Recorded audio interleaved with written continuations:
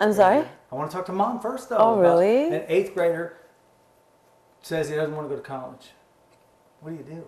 What was your reaction? I was kind of disappointed. I really was.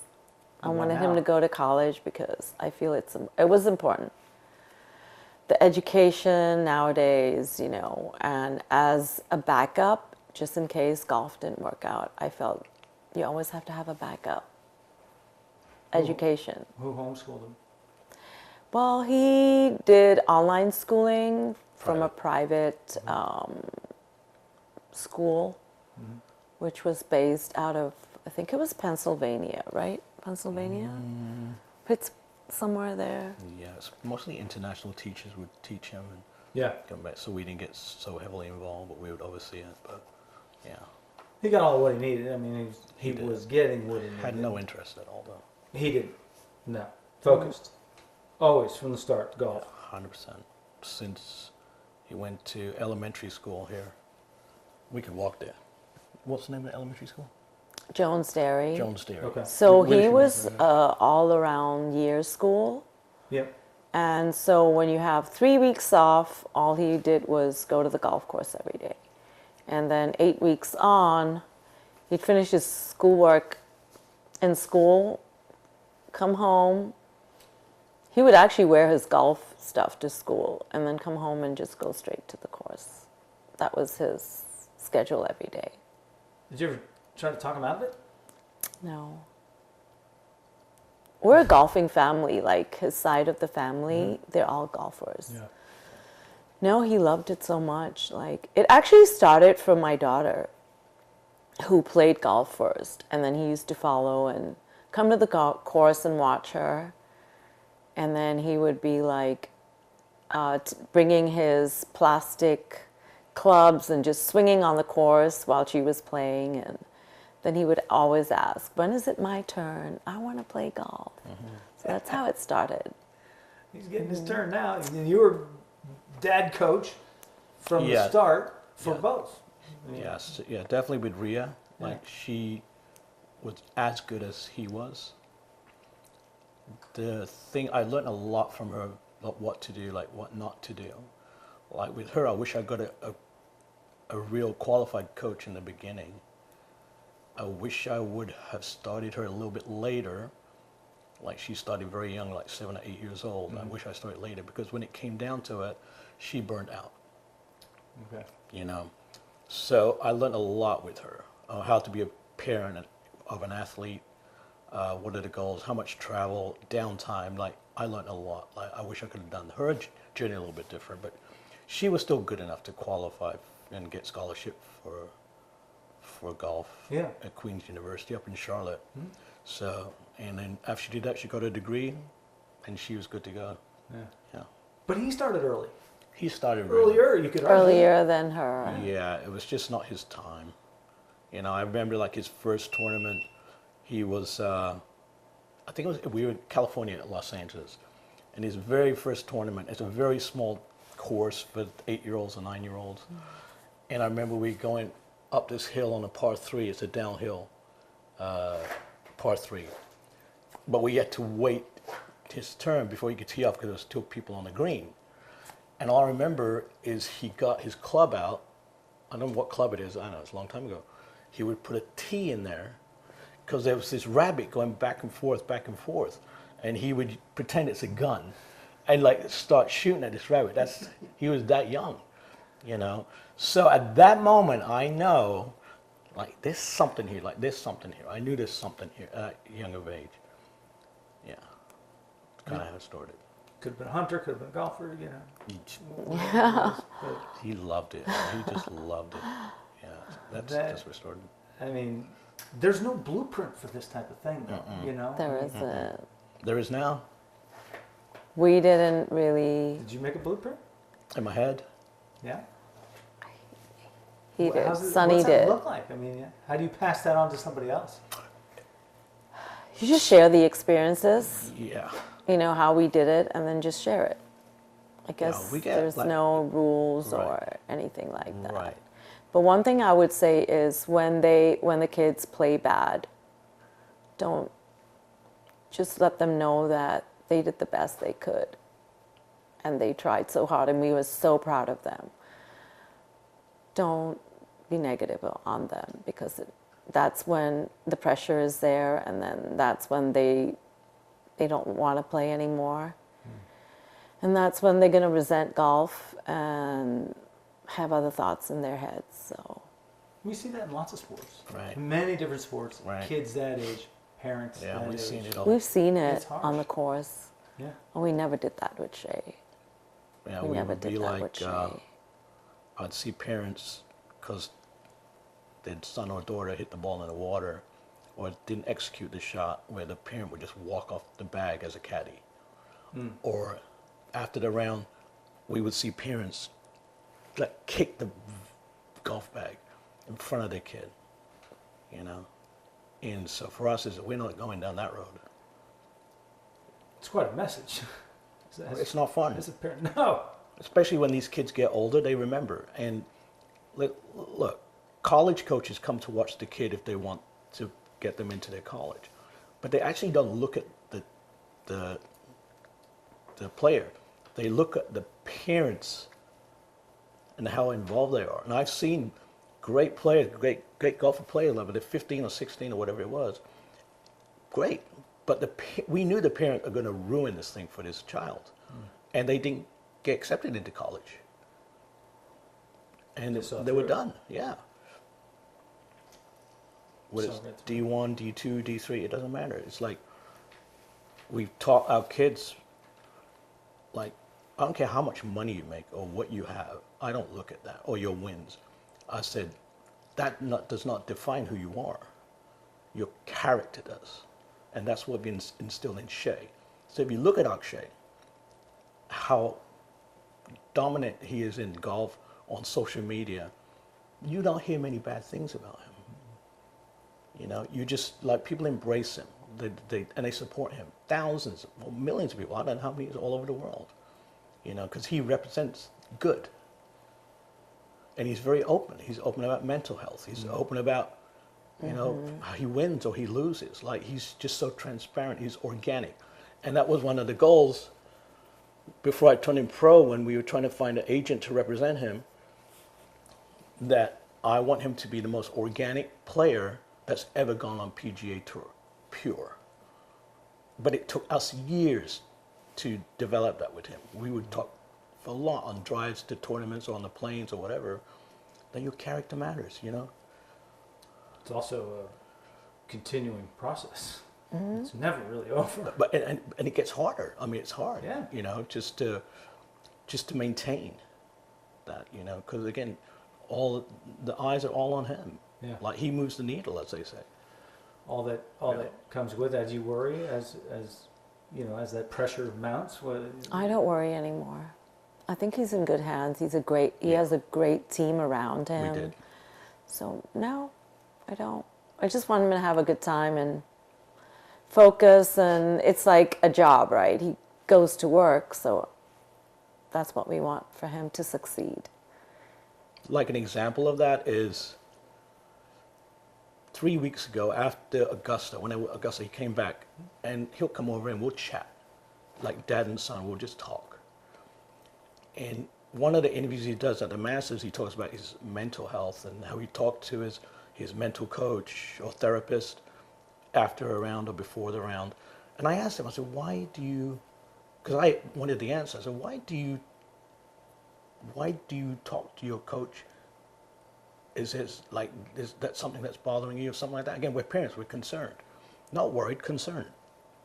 Because it's something within the family, is it something outside of golf, or you're feeling too much pressure? So I just want to know, why did you talk to a mental coach? He goes, no, Dad. I talked to him because I sucked at the Masters and I came 46th or 47th, whatever it was. That's why. It bothers him that much. And if you look at these PGA golfers, they all have that same mindset. Like, there's only one winner in golf, and that's the goal. There's only one number one player in the world, you know. So for him, he thinks so differently. He's always been like that. And I've heard some of his interviews. Right. In that he has a great demeanor. Right. you know, about him. Where does he get that? Who is he more like, mom or dad? I don't know. I think Sonny trained him to I'm a be in risk front of the taker. camera. I'm a risk taker, and she's more grounded, I'm more like conservative. conservative. I'm more of a conservative person. So and you're going he's like, for it in 2 on the par 5 and you're laying up? Yep. yes.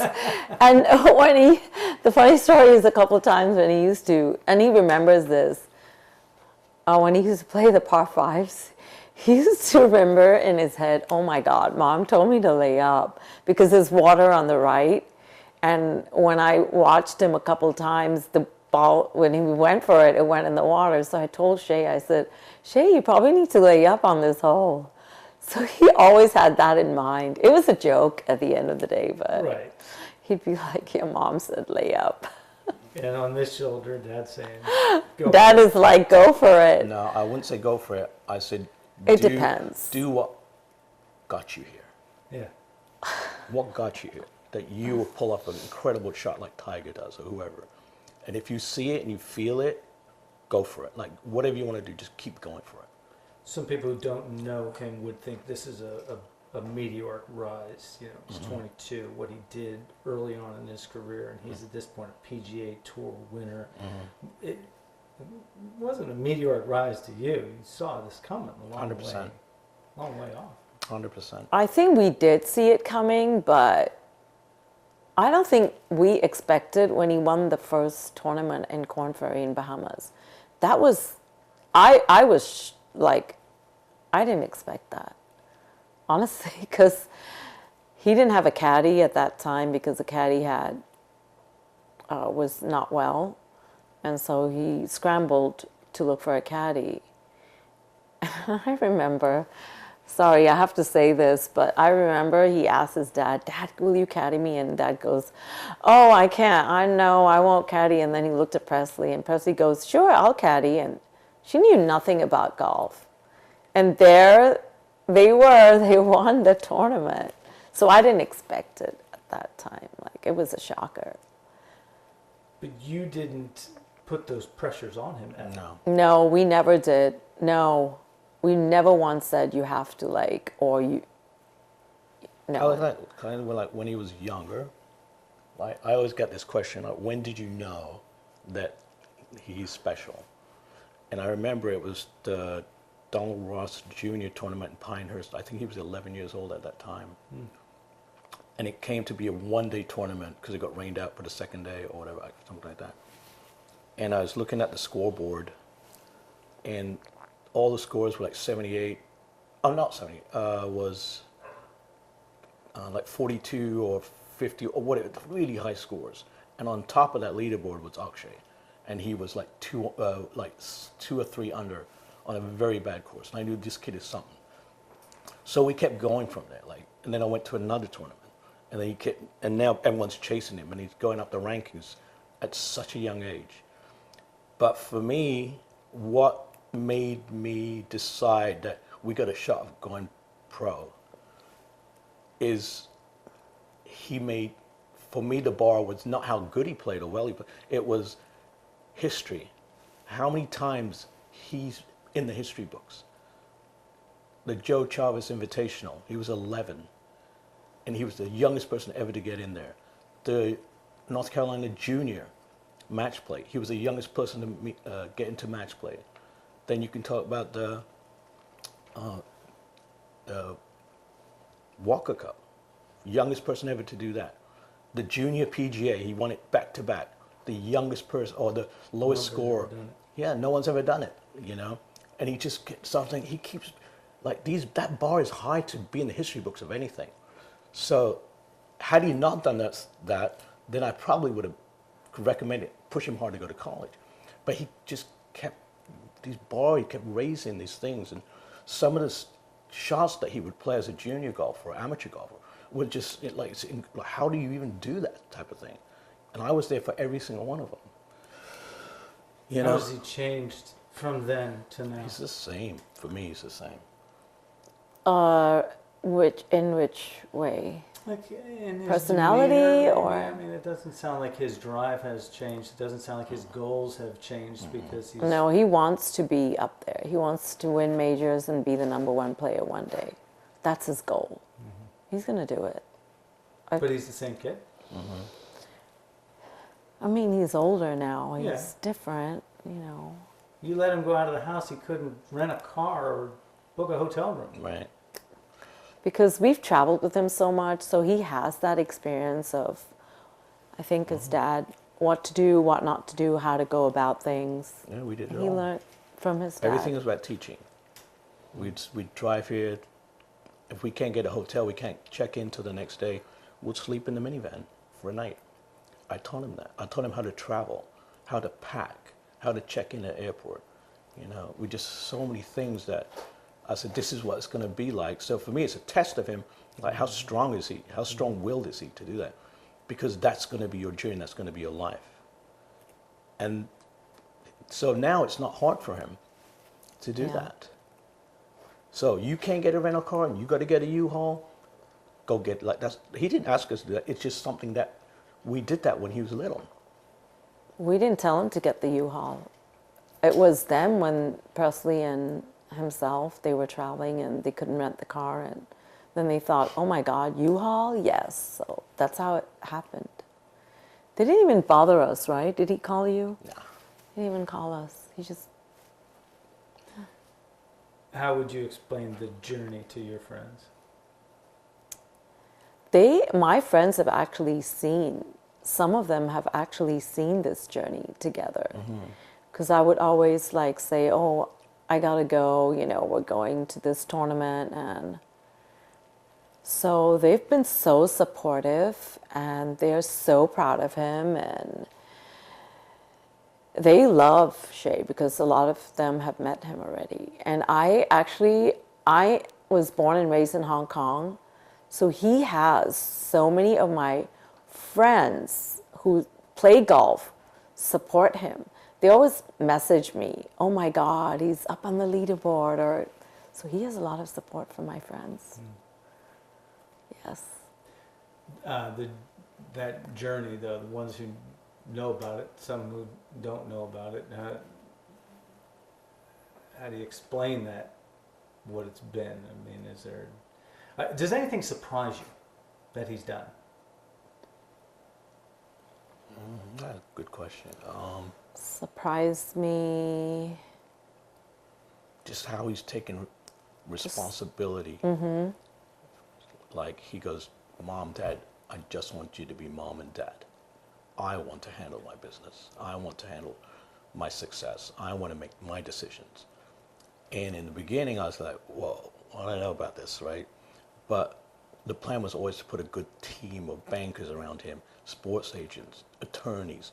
Like, we did that when he was young. We did that for him when he turned pro and he had to sign his contracts. Yeah, we were there for him. And our But friends were he there got for him. his own mental coach, putting coach, swing coach.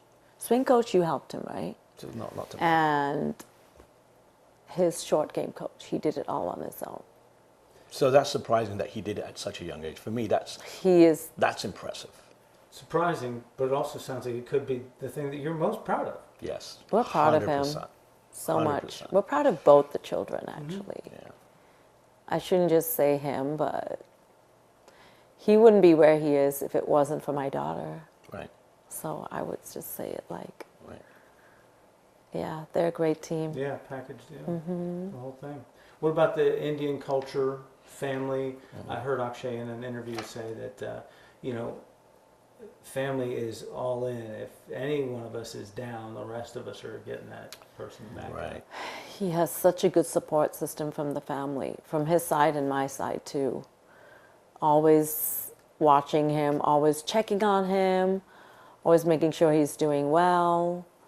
When he was a junior and he used to go to California, he had a coach in California and his cousins would take him.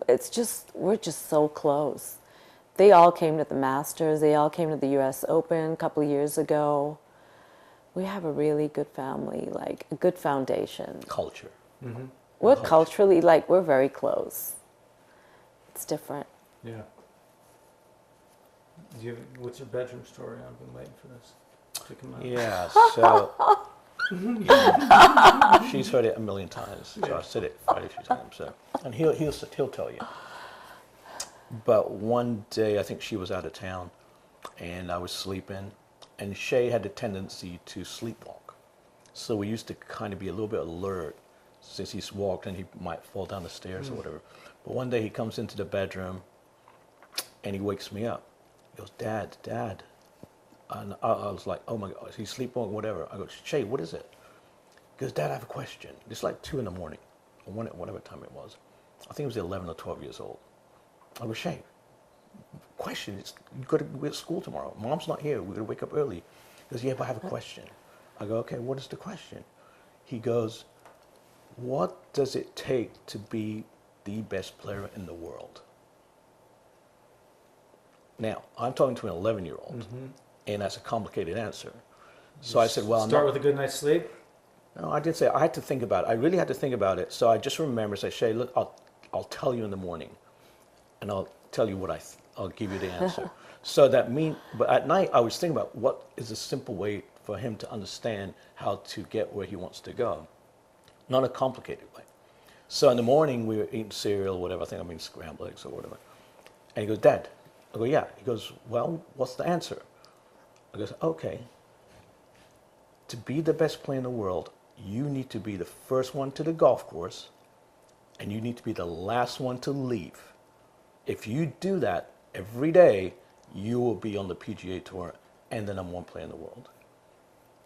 And from that day, he's probably at the golf course every day. I don't know how, he maybe missed 1 day or 2 days or whatever. Even during the wintertime, wintertime, golf shuts down for junior golf, amateur golf, not much going on. So I said, we're not taking winter off. Everyone's taking winter off. So if they're not home, they're not practicing because it's cold or whatever, and we practice, we've got 6 months on these players. Like, you have 6 months of practice, you'll be 6 months, that much better. So there were not many junior tournaments or amateur tournaments at that time, but there were mini tour events. And there were Monday qualifiers for PGA events. And I just remember that, well, we're going to go see if we can get into a mini tour event at 12 years old or 13 years old. And you had to have a minimum age to get into those things. But I talked the tournament director to, can he play a mini tour event with these pros? And they goes, well, we'll let him do one, let's see how it is, and we'll go from there. And I remember we drove to Myrtle Beach to play in a mini tour event, Swing Thought tour event, and he was 12 years old, and these guys are big and thin. He's probably like, 5 or whatever, he had a little skinny little kid, right? And he would perform.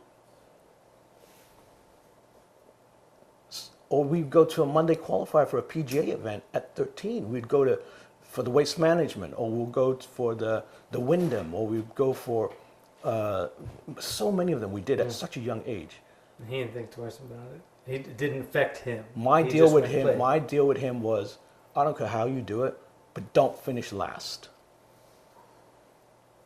As long as you don't finish last, you won, because you beat these older pros. Wow. Since we brought it up so much, the mental health aspect, the mental coach thing he has, and Grayson Murray conversation and all that, I did want to just get your thoughts on that, because that's a heavy world to live in, whether that pressure is perceived from others or he puts it on himself or things like that. The worry or concern over that, like I was saying, I got girls same age, and I'm a first-time parent with those 2 kids. I don't have all the answers. I don't know how to go through a lot of this stuff, but the conversation has to be there. Is this something that you see growth in him and how it's handled, and the concern or worry that goes with it? Is that real? I feel like since he started with the mental coach, I think he's a lot better. I feel that. I feel the mental coach has helped him. I saw it at the Masters. When I was walking with the coach, I felt more relieved that he has someone that he can talk to. I think it's really important, especially when there's so much pressure. I think he had a lot of pressure because when he won the Valero, there was a lot of media. Then he was getting the Masters. There was a lot of interviews. So the pressure is there. He doesn't show it, but the pressure is there. I know. I can tell. As a mom, I can feel it. Not too worried. No, I think he's getting a lot better. Yeah. With traveling, he loves to travel now, as he mentioned. He loves it. He loves that. So he's having fun at the same time. And that's important. He's very active on social media. Yeah. There's a tendency in golf to get hung up on the number every day that you shoot, and then there's nothing else out there, and either you're happy with it or you're not, and that's be dangerous territory. So just going back to Grayson Murray, we're very, very, very close to that family. You know, Eric started that junior tournament, which he allowed Shay to play and move him up. And I remember Grayson's dad, Eric, said to me at one tournament, he pulled me to the side. Shay was like 11 or 12. And I thought, oh gosh, he wanted to talk to me. I thought maybe Shay's not allowed to play, he's too young or whatever it is. He goes, Sonny, I need to tell you something. I go, what is it? He goes, enjoy the journey, because he saw something in Shay. And that's what he did with his own son.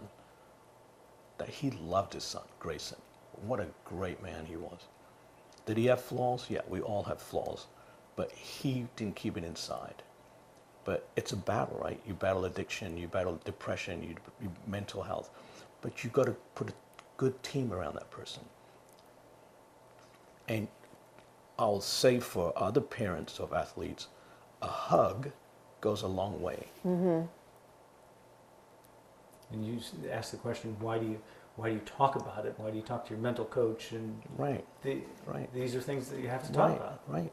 I think more so it's also on the course. I think it's more like, hey, if you have a bad hole, how do you brush it off? How do you keep going? If your ball goes in the water, what do you do next? Because a lot of people, they just fall apart. I've seen it. Mm-hmm. You know, they have one bad hole and they start falling apart. Even as a junior, it happens. So I think that's also helped him with his game. How do you... And again, he got affected with his Grayson. He's a very heavy heart. They were very close. Yeah. And I remember Shay telling me a story, and he called me, goes, Dad, I need to tell you something. I go, yeah, what is it? And this is after Grayson passed. He goes, Dad, I was going from the restaurant to the course, and I just turned my head to look, and it was a trash can or something like that, and it said G Money. G Money was Grayson's, like everyone knew him as G Money. I goes, Dad, can you believe that? I saw that? I go, yeah, I can't believe it. He goes, why? I said, because you really don't have anyone who's watching over you that's in heaven. He's sending you a message that he's watching you, he's got your back. He's with you all the time. That you have one person up there who's watching you. Even with their age difference being 8 years or so, they were close. They would play together. He would, no matter what Grayson was going through, he would always, what you doing, buddy? How you doing, man? Mm-hmm. Like, and Shay would go, man, you just look up to him and goes, wow, what's it like to be on the Corn Ferry Tour? What's it like to be on the PGA Tour? And Grayson would turn to him and say, don't worry, Shay, you'll be there one day. They had a bond, a real special bond. No one would mess with Akshay if he was there. They used to play in the Wakefield course. Yeah. They used to practice. Yeah. So that was his buddy that they would play in foursomes, or he would practice with him. All the time. So that's how they became friends. Yeah. But yeah, it's mental health is a big part of it. And you know, as parents, you got to look for signs. Sometimes there's no signs. Yeah. Right. That's why you just have to keep checking on your kids. Good family, even good though support, they get right? like I said, you know, even though they get annoyed, it doesn't matter. You just have to and just let them know that the reason why you're doing it is because you love them so much, and that you miss them. And we taught him one thing. I said, have you talked to your sister? He goes, well, I texted her. I go, well, text has no emotion. Mm-hmm. You have to call your sister. Mm-hmm. And we tell our sister to do the same thing. You have to call your brother. Mm-hmm. Not text has no emotion. Yeah. You know, you can take that any way you want to. It's a phone call. It's a hug. It's communication, you know, all those things. So we're aware of it, and we do watch him, but we see how happy he is. He's in a good place right now. Yeah, he seems like it. I think we're in a good place for Yeah. this. So I probably didn't hit half the things I had on my list, Oh, but that's okay. I hit Yeah. important